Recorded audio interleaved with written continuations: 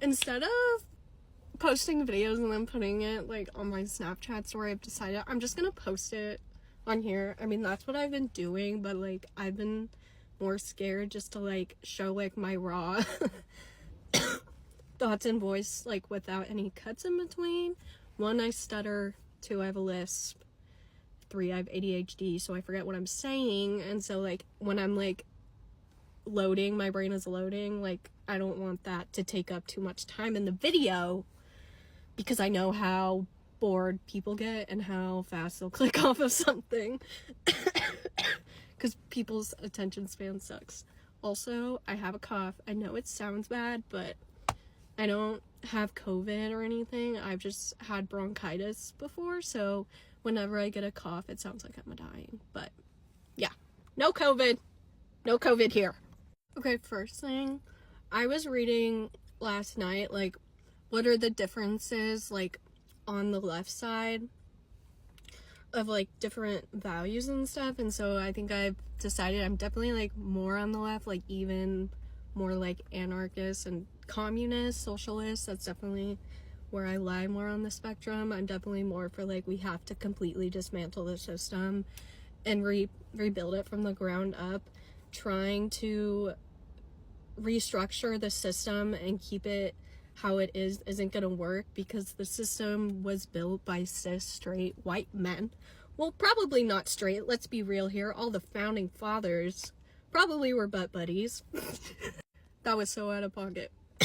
But anyway, you know, so all of their ideals of racism, misogyny, misogynoir, homophobia, all of that gets built into the system that they create. And obviously we're seeing how those goddamn checks and balances are working out now. Anyway, I hope you guys also like the sweatshirt I have on. It's new.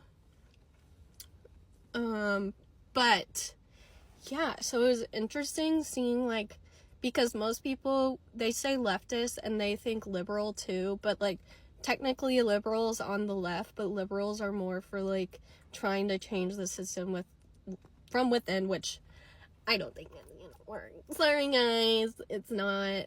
But at the same time, while we're rebuilding a new system, we're still gonna be using the old system.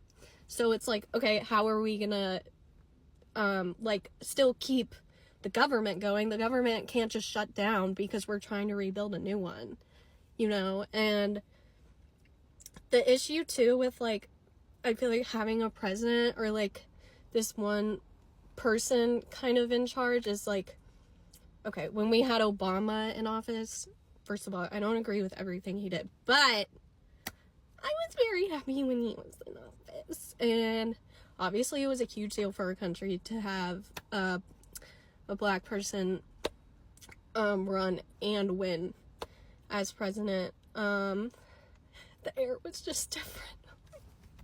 Okay, also, next thing, I'm listening to the Audacity podcast right now, and it's I'm watching the episode about like the myth of the cool girl and like how to escape male validation. And YV Edit brought up such a good point that like the cool girl and the trad wife are the same side of the coin. And oh my god, it made something click in my brain, because I was thinking about it and I was like, there's definitely like a pipeline from like growing up being Christian and then becoming the cool girl and then becoming the trad wife. And I think I have an interesting perspective on this because I grew up very Christian. Because if you think about it, like all of like the ideals and like morals that like each of these like archetypes have is like similar, just in different contexts.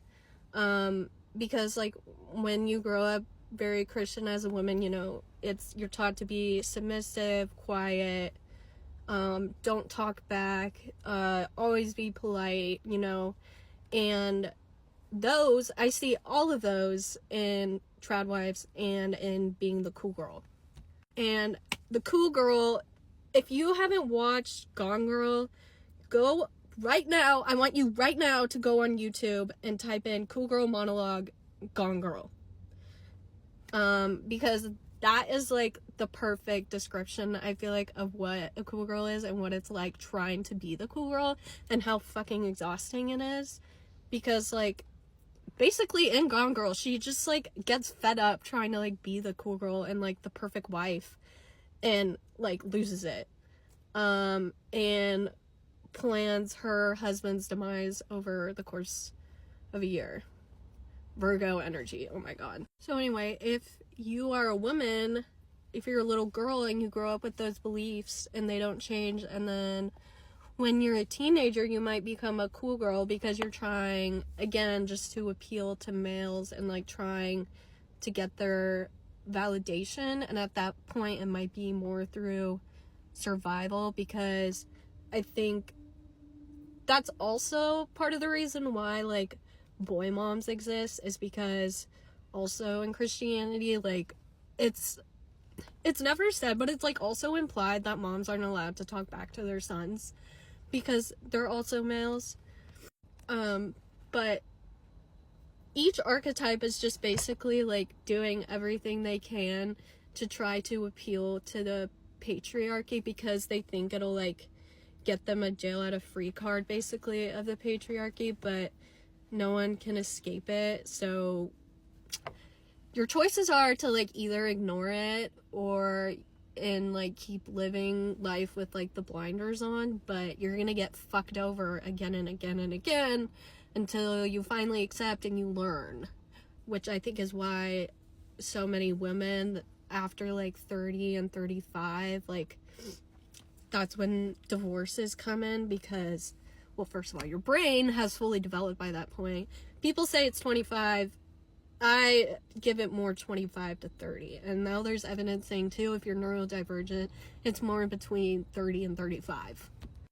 But, yeah, it's interesting because every time, like, I've tried to be the cool girl, that's another thing. It doesn't give you good results. It pairs you with shitty men who want to use you for your labor. They want to use you for free sex. They just want you to hang out with the boys all the time, so it's not even like you're really with them. And also, like, they might be DL, because every time I've looked back on a guy like that, when I was like that, I was like, that mofo was probably gay, or at least bi. But yeah, that's another thing, because those type of men who want the cool girl, they also want a girl who's not high maintenance, and that is one thing I cannot fake. Sorry. Like, I'm someone who is very invested in, like, my skincare and my hair and my nails, and that requires money. That requires maintenance. Going to the gym, doing my little workouts, more maintenance. So, that's why I feel like, too, I could never keep the act going, and it never worked, because I was just, like, I was, like, confused, because I was, like, I thought doing this would get me better results, but it's actually getting me worse results conforming with the patriarchy. So, that was, like, maybe when around 20, and then I just decided, fuck it, I'm, like, in my Black Widow era, I don't care. But yeah, I think the cool girl could turn into the trad wife if, like, you were to marry the guy or be with the guy for a long time, and then, like, even if you're not married, you take on those married duties, like doing the bulk or all of the housework, doing all of the child care. Like, the type of men you're gonna be with, if you're trying to be a cool girl, they're not gonna help you with the kids, they're not gonna help you around the house, they're gonna leave the laundry on the floor and fucking pee on the goddamn toilet seat. But yeah, I think men who like cool girls have no money, most likely, so they're not gonna take you out on nice dates either. They have a small peen, or they're DL, or all three, or a mix of both. It's all a Venn diagram.